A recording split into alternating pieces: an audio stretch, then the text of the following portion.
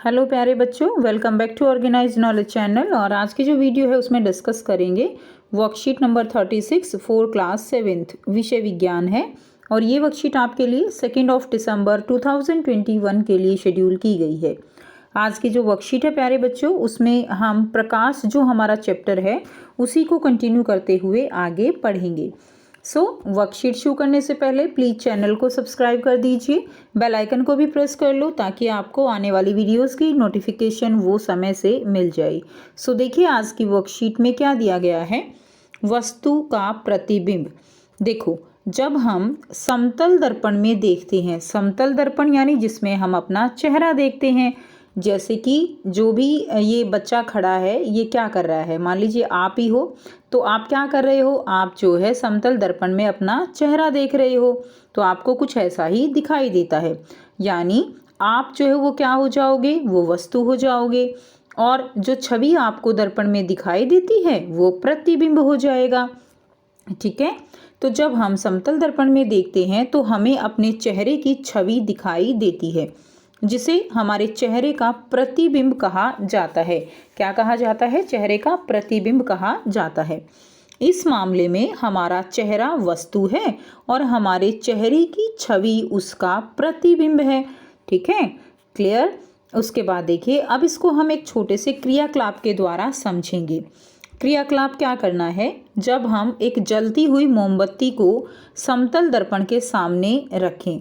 ठीक है, तो एक समतल दर्पण है हमारे पास, मान लीजिए ये समतल दर्पण है और हमने एक जलती हुई मोमबत्ती को यहाँ पे इसके सामने रख दिया। इस प्रकार मोमबत्ती क्या हो गई बच्चों, अब ये मोमबत्ती जो है वो क्या है, ये वस्तु हो गई है। और समतल दर्पण में मोमबत्ती की छवि जो बन रही है यहाँ पे ये वाली, ये मोमबत्ती का प्रतिबिंब है। समतल दर्पण में देखा गया है कि मोमबत्ती का प्रतिबिंब सीधा और वस्तु के समान आकार का होता है। यानी जितनी बड़ी कैंडल आप लोगे उतनी ही बड़ी जो है छवि आपको दिखाई देगी।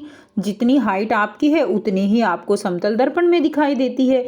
ऐसा तो नहीं होता कि आपकी हाइट जितनी है आप उससे छोटे या आप उससे बड़े दिखाई देते हो। ठीक है, तो इस चीज़ का आपको यहाँ पर जो है ध्यान रखना है, समझना है कि जो समतल दर्पण है उसमें जो प्रतिबिंब बनता है वो हमेशा सीधा और वस्तु के समान आकार का बनता है। एक तो ये पॉइंट हो गया मेन पॉइंट। ठीक है, सीधा बनेगा, वस्तु के समान आकार का बनेगा। अब हम क्या करते हैं, यदि हम समतल दर्पण के पीछे पर्दा लगा दें, सोचिए ये जो है क्या है, ये हमारे पास दर्पण है। ठीक है, अब इस दर्पण के पीछे हमने यहाँ पे क्या लगा दिया, पर्दा लगा दिया, तब हमें उस पर कुछ भी दिखाई नहीं देगा, क्योंकि समतल दर्पण के पीछे कोई प्रकाश नहीं है, तो इसके पीछे हमें यहाँ पर कुछ भी दिखाई नहीं देगा। सोचिए, अगर दर्पण के पीछे क्या आप दर्पण के पीछे क्या है, दीवार है, तो क्या आप उसको देख पाते हो? नहीं देख पाते, उसके ऊपर कुछ नहीं देख पाएंगे हम। क्यों? क्योंकि वहाँ पर प्रकाश की किरणें पहुँचती ही नहीं हैं। वास्तव में छवि वहाँ बिल्कुल नहीं है। एक आभासी प्रतिबिंब तब बनता है जब किसी वस्तु से आने वाली प्रकाश की किरणें दर्पण से परावर्तन के बाद मिलती हुई प्रतीत होती हैं। अब इस चीज़ को बहुत ही ध्यान से समझना है। देखिए, ये हमारे पास क्या है, एक समतल दर्पण है। इस समतल दर्पण में ये जो है हमने यहाँ पे एक कैंडल जो है वो रख दी है। अब होता क्या है बच्चों कि कैंडल से प्रकाश की किरण जो है वो आती है, आएगी। ये जो किरण होगी इसको हम आपतित किरण कहते हैं। समझना बहुत ज़रूरी है बेटा। वर्कशीट का सॉल्यूशन उतार लेना वो सफिशिएंट नहीं है, वर्कशीट में क्या लिखा है वो समझना ज़्यादा ज़रूरी है। ठीक है, तो ये जो किरण होगी ये आपतित किरण है। अब आपतित किरण जो समतल दर्पण है उससे टकराएगी, टकराने के बाद क्या हो जाएगी, परावर्तित हो जाएगी। जिस तरह दीवार पर बॉल मारने से बॉल वापस आती है, सेम इसी तरह यहाँ पर आपतित किरण आके टकरा के वापस आ जाएगी उसी माध्यम में, जिस माध्यम में आपतित किरण जो है अभी जो है थी। अब ये जो किरण है इसको हम बोलते हैं परावर्तित किरण। ठीक है, क्या बोलते हैं बच्चों, परावर्तित किरण। अब यहाँ पे समझने वाली बात यह है कि ये जो किरण है, आपतित किरण और परावर्तित किरण, ये तो कहीं मिली ही नहीं। ठीक है, तो प्रतिबिंब कहाँ भी बनेगा, और प्रतिबिंब तभी बनता है जब दो किरणें कहीं ना कहीं जाके आपस में मिलती हैं या मिलती हुई प्रतीत होती हैं। अब इनके मिलने का तो कोई चांस नहीं है यहाँ पे, लेकिन ये क्या हो सकती हैं, ये मिलती हुई प्रतीत हो सकती हैं। ठीक है, कैसे प्रतीत हो सकती हैं? तो देखिए, ये जो किरण है अगर हम इसको पीछे की तरफ बढ़ा दें और यहाँ से प्रकाश की किरण जो है जो बिल्कुल इसके साथ जो है ऐसे जाएगी, वो यहाँ पर क्या होगी, मिलती हुई प्रतीत हो जाएगी। ठीक है, तो यहाँ पर क्या बनेगा, यहाँ पर जो है कैंडल का जो मोमबत्ती है हमने ली हुई है उसका प्रतिबिंब जो है यहाँ पे बन जाएगा। ठीक है, तो इस तरह से ये जो किरण है, एक किरण ये वाली और एक किरण जो है क्या होगी, एक किरण जो है ये वाली, अगर हम इसको पीछे की तरफ बढ़ाएं तो ये कहीं ना कहीं जाके मिलती हुई प्रतीत होती हैं, जिसके कारण जो प्रतिबिंब बनता है वो हमेशा सीधा बनता है और आभासी बनता है। अब इस आभासी का मतलब क्या है?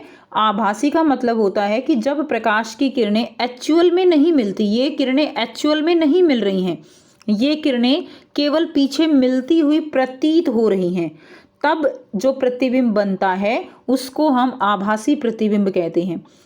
और आभासी प्रतिबिंब को कभी भी पर्दे पर जो है हम प्राप्त नहीं कर सकते।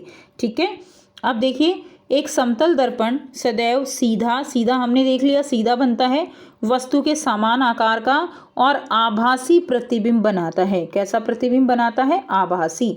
इन तीनों बातों को समझना बहुत ज़रूरी है। अब प्रश्न 1 दिया गया है, दोनों स्थितियों में अपना प्रेक्षण लिखिए। क स्थिति क्या है?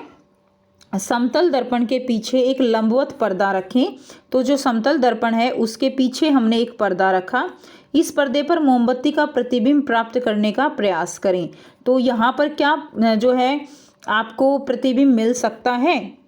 क्या आप पर्दे पर प्रतिबिंब प्राप्त कर सकते हो? तो बिल्कुल नहीं कर सकते, नहीं, पर्दे पर प्रतिबिंब प्राप्त नहीं किया जा सकता है।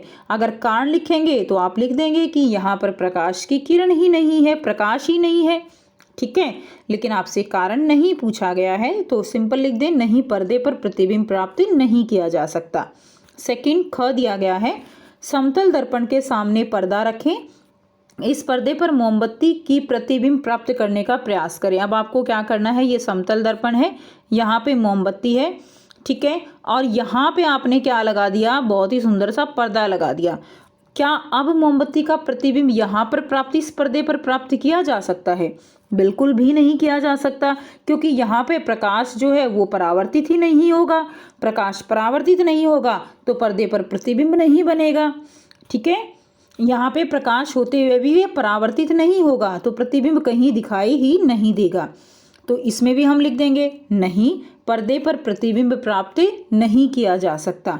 ठीक है, और यही कारण है कि किसी भी स्थिति में हम पर्दे पर प्रतिबिंब प्राप्त नहीं कर सकते, और इसीलिए जो प्रतिबिंब होता है वो हमेशा कैसा होता है, वो हमेशा आभासी प्रतिबिंब होता है बच्चों।